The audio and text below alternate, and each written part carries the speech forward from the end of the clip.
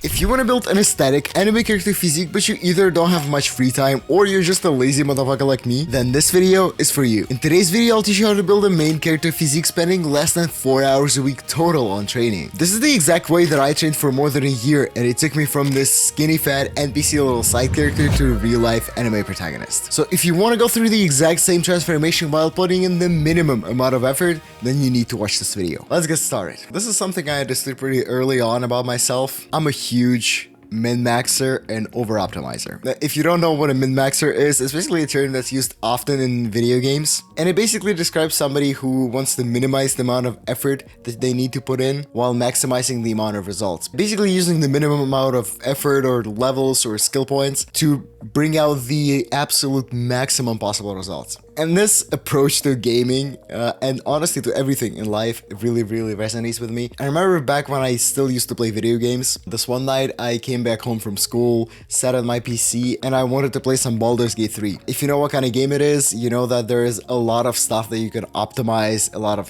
skill points that you can allocate differently, a lot of different, ways that you can progress throughout the game, so you become as powerful as possible.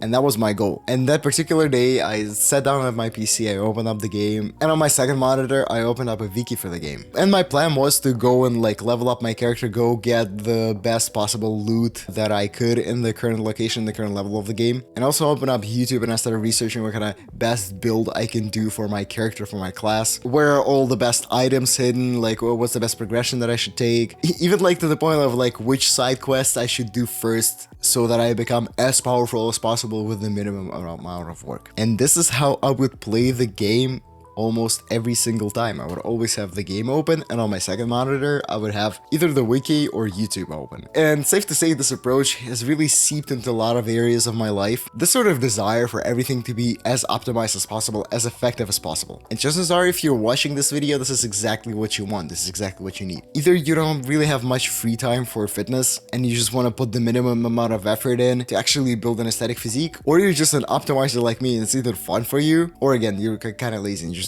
want the results with as little work as possible. And I get it. This is exactly what I'm teaching you in this video. So the first step to understanding how to put in the minimum amount of effort is the 80-20 rule. This rule basically says that there exists a 20% of effort that you can put into something to get out 80% of the results. And conversely, the other 80% of effort will only bring you 20% more results. And this rule works for everything, but it works especially well for fitness. There are just a couple of very simple basics that you need to understand in order to get out 80% of the results for a minimum amount of effort. I call this the minimum effective dose approach, and this is exactly what I teach everybody in the main character path. It's the first link in the description if you're interested, by the way. It's an educational community that I built for everybody who wants to build an aesthetic physique with as little effort as possible. But I'll tell you more about it at the end of the video. There are a total of 3 very simple principles that you need to understand that will amount to the 20% of effort that will bring you 80% of results. It's just very simple principles that you need to implement in your training in order to make it as effective as possible. And basically, if you structure your training program in a way that follows these principles, then you're going to be able to put in as little time as I was able to. The first basic principle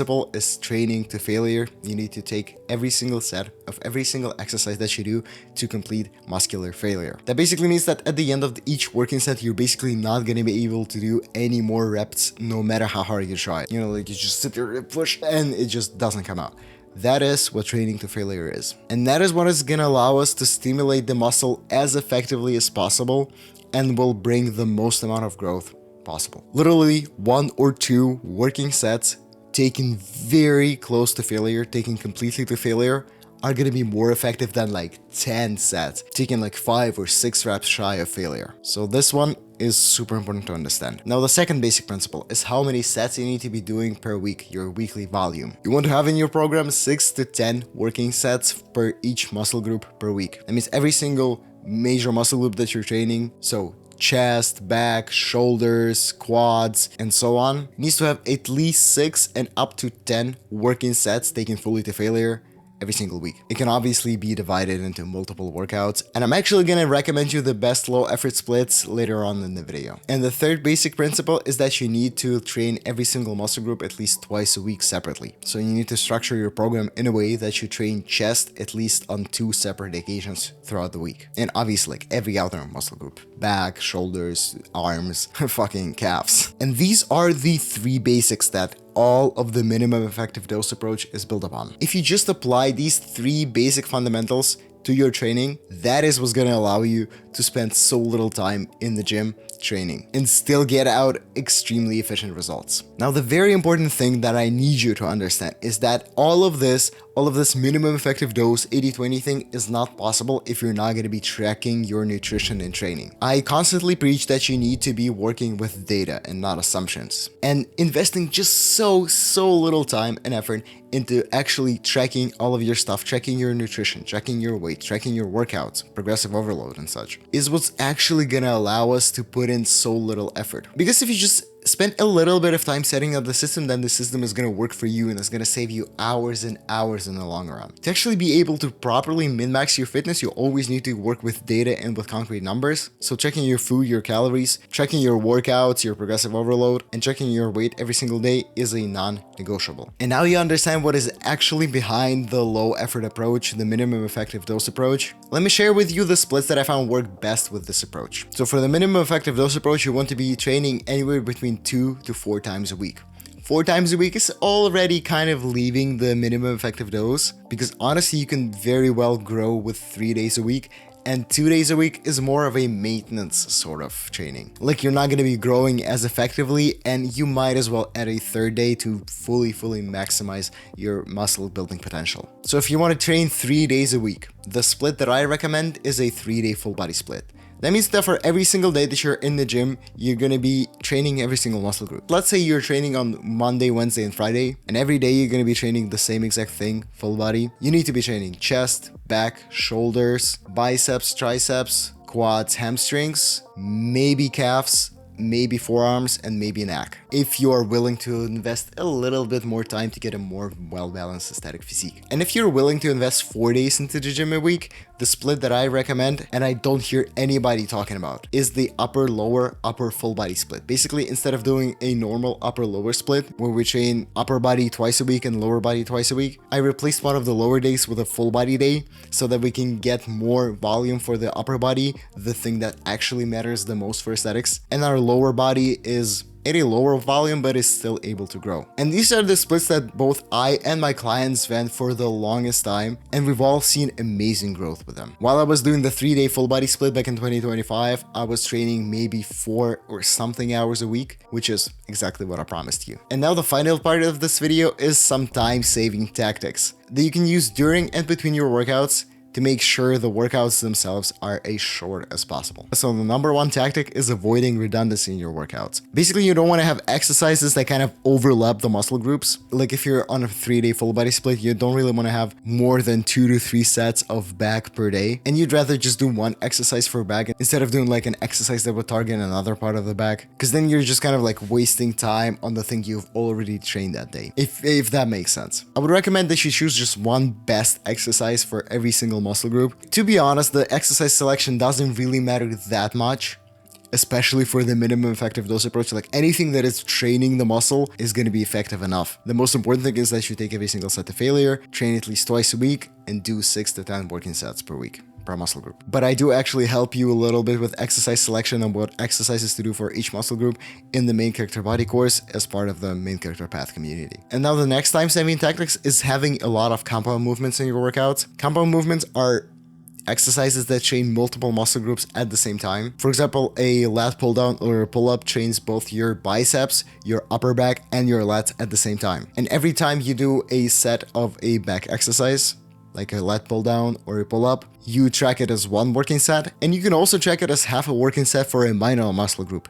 So in this case, the biceps and the forearms. The same works for any pressing movement. It also gives you half a set of triceps And if you're doing incline, half a set of shoulders. That just means that you're gonna have to do less exercises every day, which will save you a lot of time. The next tactic is supersetting. Every single muscle group requires a little bit of rest before you can do another working set. But during the time where one muscle group is resting, you can work another muscle group that hasn't been worked this exercise. For example, you can superset chest and back, or biceps and triceps. You do a set of bicep curls, and while your biceps are resting, instead of just sitting there for 3 minutes waiting, you do a set of triceps. And that is gonna save you so much time. Like literally, when I started implementing supersets, my workouts went from like 1.5 hours for a full body day to me being able to finish a full body day in an hour if I really wanted to. Another kind of minor tactic that works with both of the last ones is that you wanna try to have as little exercises as possible in your day. Basically, you wanna have just one exercise for back instead of 2 different ones. Because every time you switch machines, every time you go and set up another bar, you go set up dumbbells, it's just gonna eat up that time. And if you want to spend as little time as possible in the gym, then you need to take every crumb you can. Now, when it comes to saving time with warm-ups and rests in between the sets, I generally do just one warm-up set per muscle group. That means when I just arrive in the gym, I just do one warm-up set for chest, for example. And if I have multiple chest exercises on that day, then it's the only warm-up that I have for chest. And the same for every major muscle group. So I would do one warm-up set for chest, one warm-up set for back, right before doing the actual exercise.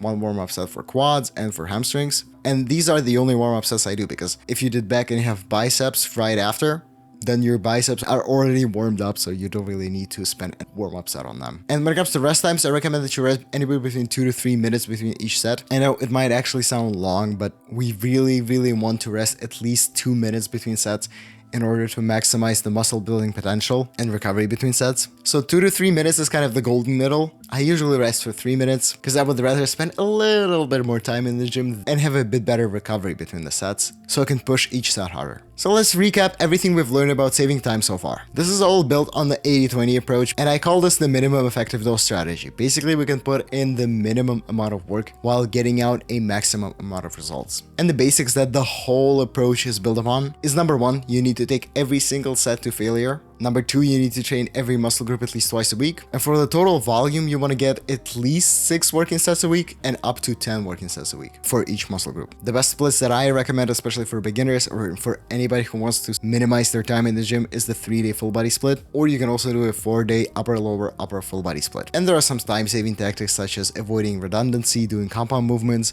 supersetting, and not spending too much time on warm up. So these were all of the tactics that I used to save as much time in the gym as possible, be able to build my dream main character physique, barely training like 4 or 5 hours a week. And if you want to learn my full method to building a main character body, I really recommend that you check out the first link in the description. It's my educational community called the Main Character Path. Inside there's a course called the Main Character Body Course, in which I teach you how to build an aesthetic main character physique. I walk you step by step in like autistic level detail through everything I learned about building an aesthetic physique, from nutrition to training to recovery to just some mindset stuff. I've worked really hard on it, and I think it's totally worth it. If you want to invest in yourself, and if you want somebody to just hand you all of the information and all of the frameworks that you need in order to super easily build an aesthetic anime character physique, then the Main Character Path is for you.